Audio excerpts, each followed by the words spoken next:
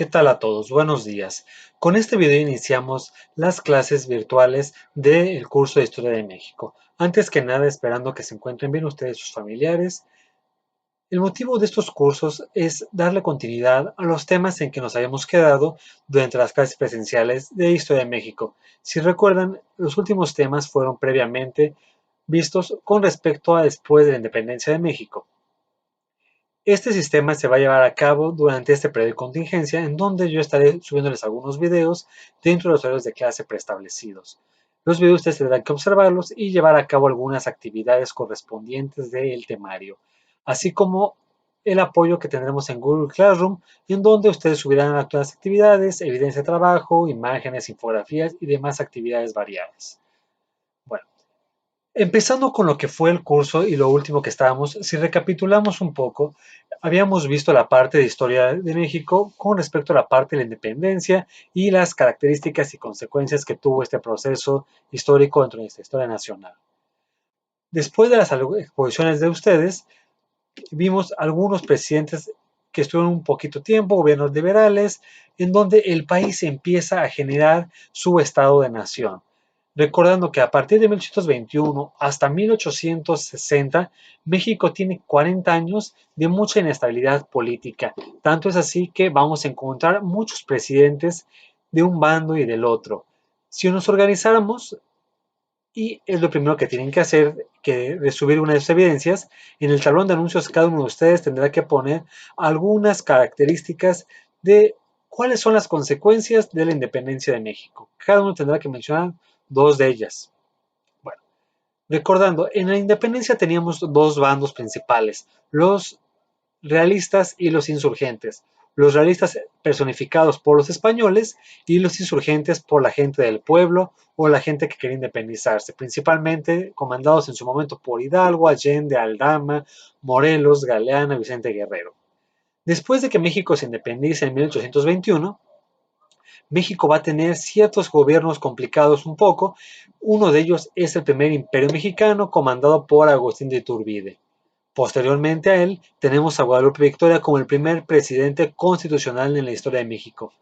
Él, en su mandato, tiene algunas características importantes, siendo que es el primero que acaba un mandato presidencial de 4 años, porque para esta época los presidentes duraban únicamente 4 años, o también llamados cuatrienios. Pero después de Guadalupe Victoria, vamos a encontrar una época bastante intensa, bastante convulsa de la historia nacional. Tanto es así que hay presidentes que van a durar semanas, meses, y realmente va a ser muy extraño que alguien termine sus 4 años, dando que no se va a dar esto. Estos bandos que vimos anteriormente como liberales, perdón, como realistas e insurgentes, van a cambiar su nombre para este momento de historia de México, y los realistas se van a convertir en centralistas y los insurgentes se van a convertir en federalistas. ¿Esto qué quiere decir? Que los federalistas van a considerar a México como un país en que cada estado tiene sus propias normas, sus propios estatutos, su propia forma de llevarse a cabo.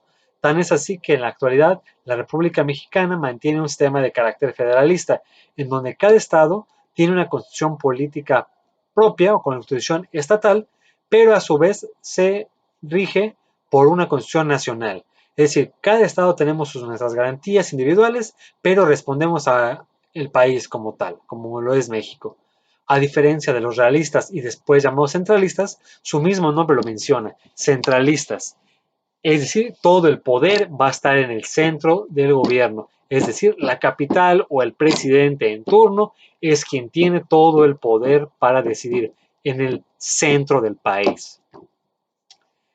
En estos años vamos a encontrar una infinidad de presidentes, Almazán y demás sus personajes, Arista, Bustamante, Gómez Farías y uno de los personajes más importantes del periodo, Antonio López de Santa Anna. Este personaje ostenta el récord de más presidencias o de más periodos presidenciales en el país.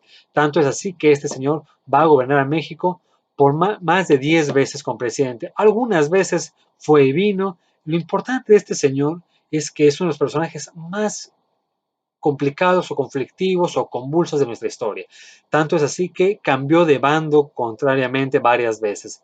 Tenía un carácter que en la historia podríamos llamarlo como muy seductor, muy intenso, con mucho discurso, es decir, se hacía amar y se hacía odiar por distintos bandos, ya que algún momento fue federalista y defendía la república como tal para que los centralistas lo criticaran. Pero después él cambiaba de bando y los que lo habían criticado ahora lo amaban y los que lo habían subido al poder ahora lo odiaban. Y un partido lo quitaba, otro lo ponía. Aquí podemos hablar de entonces cómo el país se organizaba. Tanto es así que el país cambiaba de presidente rápidamente. Y Santana va a ser un ejemplo vivo de esto en general. Él se consideraba a sí mismo uno de los personajes más importantes de la historia de México. Se consideraba un gran héroe de la patria, al nivel de un Hidalgo, de un Morelos o de un Vicente Guerrero. Tanto es así que en el libro que ustedes se les encargó que leyeran, de México Mutilado, después les dejaré la actividad correspondiente que tienen que entregar en las próximas 2 semanas de este libro, que espero ya hayan terminado.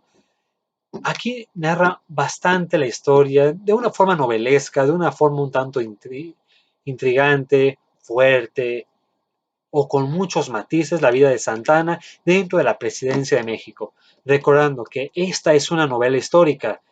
Todo lo que encontremos que les deje de este estilo será novela histórica. ¿Qué quiere decir con ello? Que no necesariamente son cosas que hayan pasado al pie de la letra con la historia de México, pero que el autor agarra un acontecimiento histórico y le mete algunos detalles un poco sensacionalistas para hacer más llamativa la obra.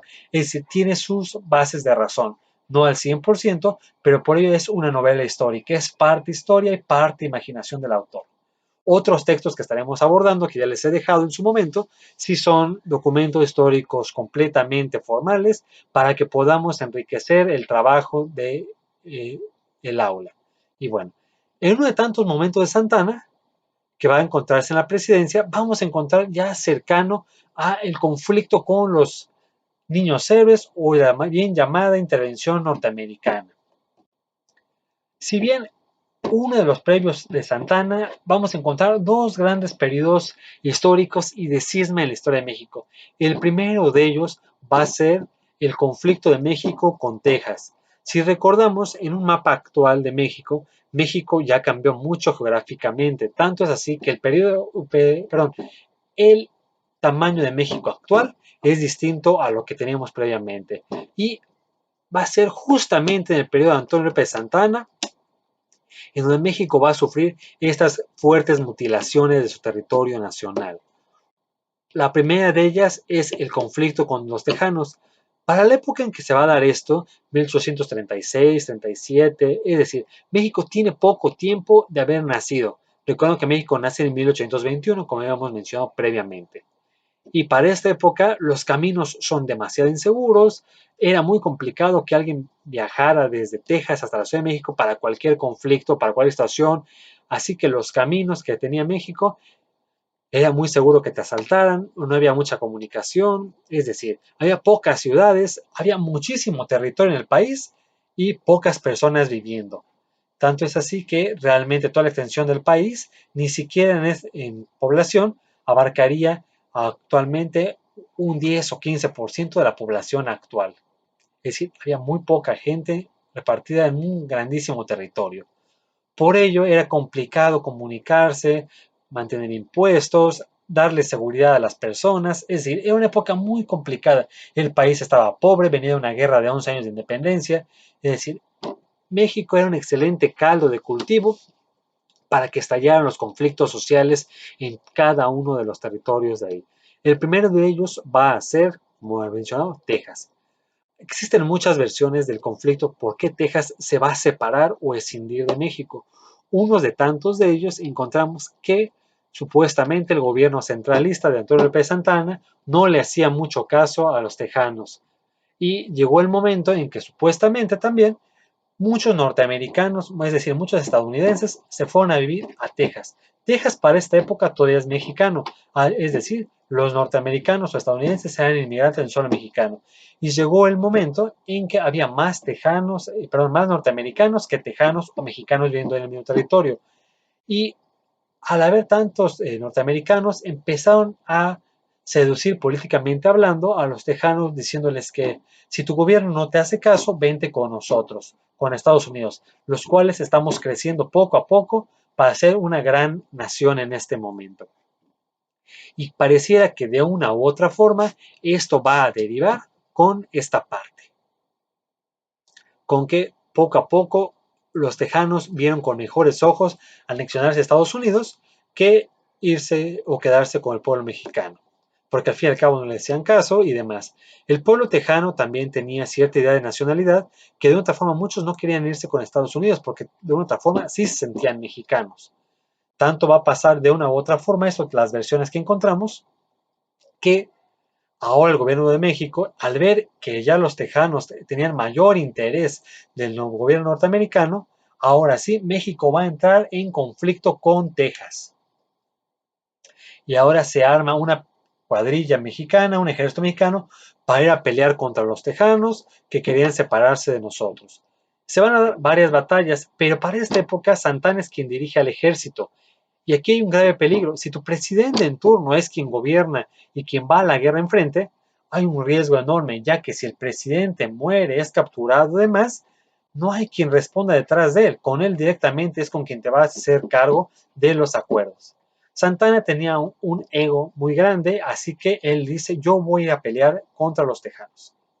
Para esta época, el ejército mexicano es un ejército pobre, malnutrido, con pocas armas, con muy mala paga y realmente la gente que estaba en el ejército no quería ir a pelear, porque ni siquiera había una seguridad social o alguna forma en que te asegurara tu patrimonio.